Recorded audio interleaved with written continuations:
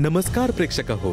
कधी कधी आयुष्य असं काही वळण घेतं की आपण जिथं जातो तिथे केवळ अंधारच दिसतो.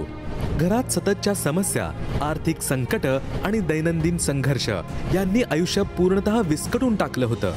आज आपल्या समोर आहेत उमेश दास, साताऱ्याच्या वाई तालुक्यातील एक साधा मजूर.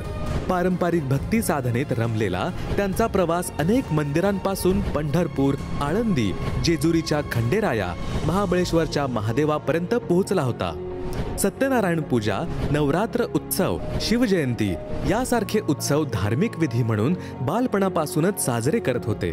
पण प्रश्न तोच राहिला, सुख, शांती आणि समाधान कुठे आहे? प्रेक्षक हो, पण 2021च्या एका क्षणाने त्यांचं आयुष्य पूर्णतः बदलून गेलं.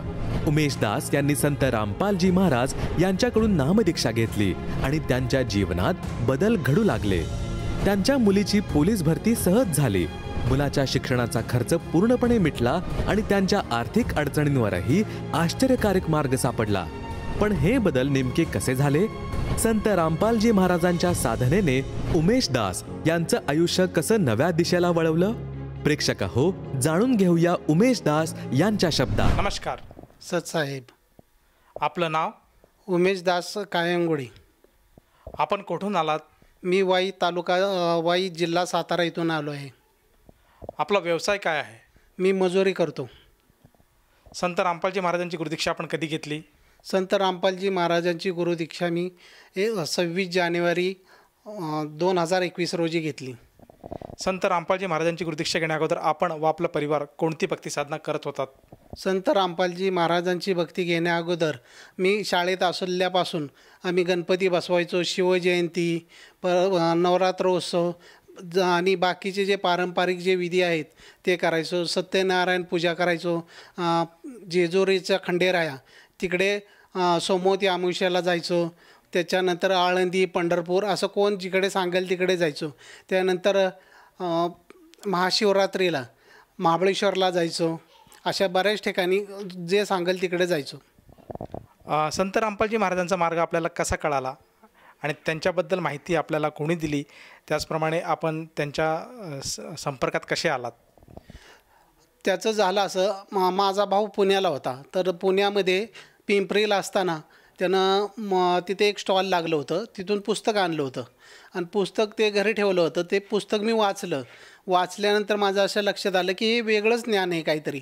आत्तापर्यंत मी जे ज्ञान ग्रहण केलं त्यात आणि यात बराचसा फरक आहे आणि हे शास्त्रानुसार आहे.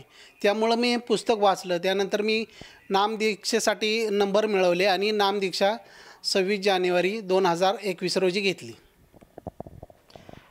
जेव्हापासून आपण संत रामपालजी महाराजांचा मार्ग स्वीकारला तेव्हापासून आजपर्यंत आपल्याला आपल्या जीवनामध्ये त्याचप्रमाणे आपल्या कुटुंबामध्ये काय काय अनुभव आलेत? ज्या वेळेपासून मी नामदीक्षा घेतली त्यावेळेपासून तर मला भरपूर लाभ झाले. त्यातले मी काही मोजकेच लाभ सांगतो. एक तर माझी मुलगी मुंबई पोलीसची भरती दिली होती. मी गुरुजींना बोललो, गुरुजी असे असे मेरे बेटे ने मुंबई पुलिस की भरती परीक्षा दी है. तो गुरुजी बोले बेटा हो जाएगा. त्यानंतर 5व्या दिवशी रिझल्ट आला आणि त्यात ते पास झाली. त्याच्यानंतर आत्ता जानेवारीमध्ये मेडिकल झालं, आता ट्रेनिंगला जाईल ते. त्यानंतर दुसरा लाभ असा झाला की मी फायनान्स कर्ज काढलं होतं.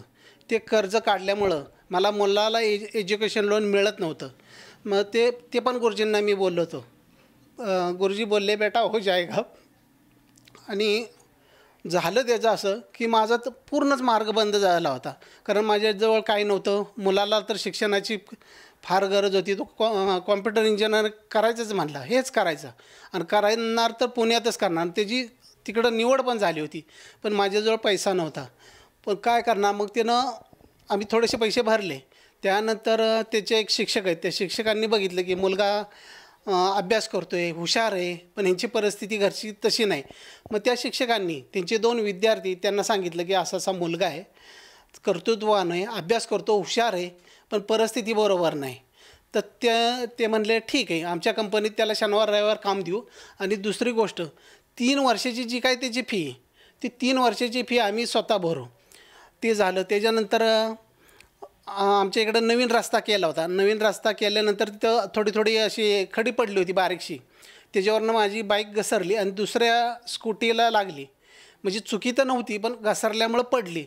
तर ती लेडीज म्हणले मी पोलीस केस करणार, अमकं करणार, तमकं करणार. चुकी नसताना मी त्यांना म्हणलं तुमचं काय जे असेल, गाडीची भरपाई असेल, काय लागलं असेल, मी रीतसर करतो.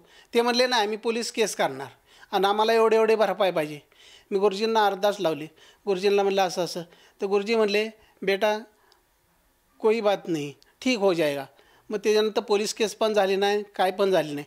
असे बारीक मोठे बरेचसे अनुभव क्षणाक्षणाला येत असतात.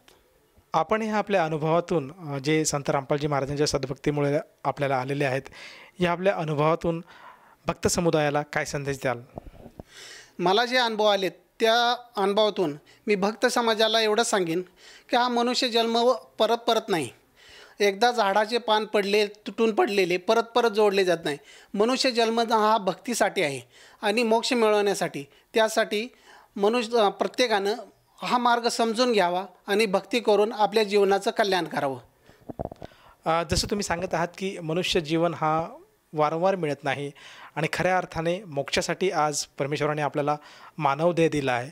तर ह्या देहाचं जर सार्थक करायचं असेल तर त्यांनी संत रामपालजी महाराजांकडनं गुरुदीक्षा घ्यायला हवी आणि त्यांच्याकडनं गुरुमंत्र घेऊन आपल्या जीवनाचं कल्याण करावं. तर आपल्या ह्या जर हाकेला कुणी एक साथ घालत असेल आणि त्याला वाटत असेल की आपणसुद्धा संत रामपालजी महाराजांची गुरुदीक्षा घ्यायला काही एक हरकत नाही, तर ती व्यक्ती संत रामपालजी महाराजांची गुरुदीक्षा कशी घेऊ शकेल? संत रामपालजी महाराजांचे विविध चॅनलवर सत्संग चालतात. त्या सत्संगमध्ये एक पट्टी येते, त्या पट्टीवर नंबर असतात.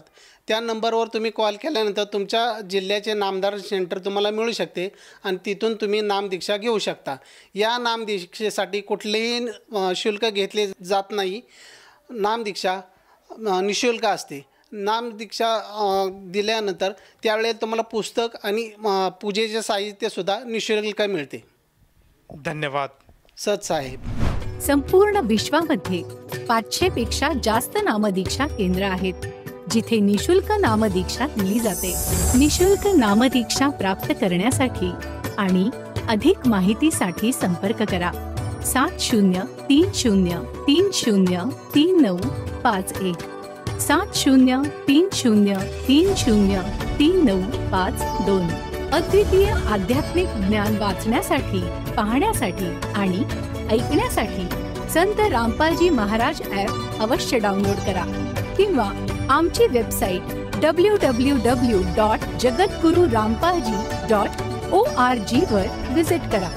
आम्हाला सोशल मीडियावर फॉलो करा. सर्व पवित्र धर्मांच्या पवित्र शास्त्रांवर आधारित प्रमाणित अनमोल पुस्तक ज्ञानगंगा किंवा जगण्याचा मार्ग यापैकी कोणतेही एक पुस्तक निशुल्क मागवण्यासाठी आपण आम्हाला आपले पूर्ण नाव, पूर्ण पत्ता, पिनकोड आणि फोन नंबरसह लिहून 7030303951 किंवा 7030303952 या नंबरवर SMS करू शकता किंवा 7030303950 या नंबरवर व्हॉट्सअप देखील करू शकता.